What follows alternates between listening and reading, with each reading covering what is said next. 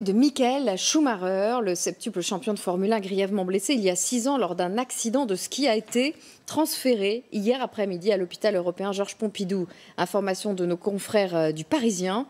Il est traité dans le service de chirurgie cardiovasculaire du professeur Ménaché, pionnier Gérald de la thérapie cellulaire. Il serait soigné. Alors, ce qui est secret, c'est qu'il y a le secret médical et c'est un patient comme les autres, donc il faut le rappeler. Et c'est bien qu'il soit couvert par le secret médical. C'est une information du Parisien, effectivement, sur probablement un traitement qui vise à réparer le cœur. Alors, on sait que Michael Schumacher, il est dans un état neurologique suite à son accident de ski, un état neurologique avec, et c'est ce qui avait été dit il y a quelques années, avec une paraplégie, donc il serait paralysé, en tout cas des membres inférieurs, un état neurologique des fonctions supérieures, c'est-à-dire de dialogue ou de compréhension qui serait altérée. Ça, c'est le problème neurologique. Là, il serait sur le versant cardiaque, c'est-à-dire que son cœur aurait besoin, parce qu'il y aurait une insuffisance cardiaque, il aurait besoin de ce traitement un peu innovant, qui n'est pas un traitement secret, mais qui est vraiment quelque chose pour lequel l'hôpital Pompidou et Philippe Ménaché en particulier ont été pionniers depuis quelques années, à savoir réparer,